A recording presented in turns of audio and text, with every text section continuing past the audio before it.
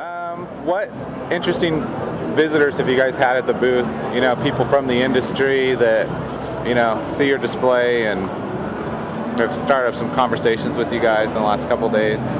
Yeah, I think we've had a number of interesting people stop by. I mean, Stephen mentioned Richard Taylor.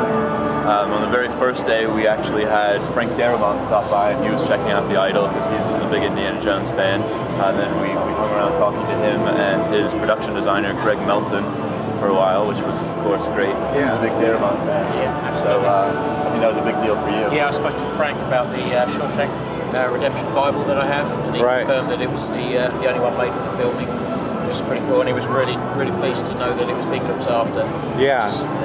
He's always wondered where it had been as well, so that's good to know. It was the only one that was cut out. Yeah, it's only one that cut out. There were 3 Bibles in total made. Yeah, from memory, he thought there were 3 Bibles made for the filming, but there was only one that had the hammer cut out because it took so long to do, so expensive, and he was really pleased that it was alive and well. So that's pretty cool. You recognised it also, didn't you? Yeah, because he looked at the manuscript. Yeah, it was his prop man's handwriting in the inscription in the front cover. Oh, really? And he recognised the writing immediately. Oh, wow. Yeah, it's pretty cool. Very happy about that. Okay. And then, Stephen, do you get a sense this year that people are a little bit more aware of the hobby than last year, or does it seem kind of the same? I think it's difficult to gauge whether people are more aware of the hobby. I think that we've certainly had a much greater impact. We obviously have a much better position. You know, the display has been enhanced tremendously since through learning from our errors from last year. And I just think that people are more accepting of the fact that you can collect this sort of material just on the basis that the original stuff is here. You know, so many people have just, been amazed that something like this is here and available to see, and you can aspire to collect it. So I think, that's definitely the response we're getting. I don't know whether that's necessarily a follow-on from last year, because it was just such a different experience for us. And for the public as well.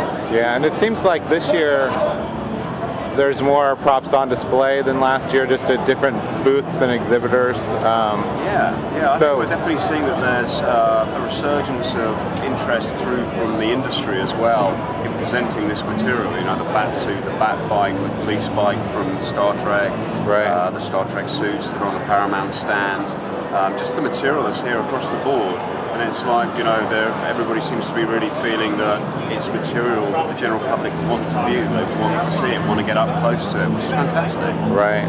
And what are your thoughts on more studios sort of seeming interested in doing big events, like PropWorks had their Battlestar Galactica auction, and now Profiles is going to have the auction of the assets from Lost next year. What are your thoughts on those developments? Well, I think that's been a process that's been ongoing for 10 years. You know, we've been seeing that since we started out many years ago. I mean, our first studio auction was probably Sleepy Hollow, which would have been back in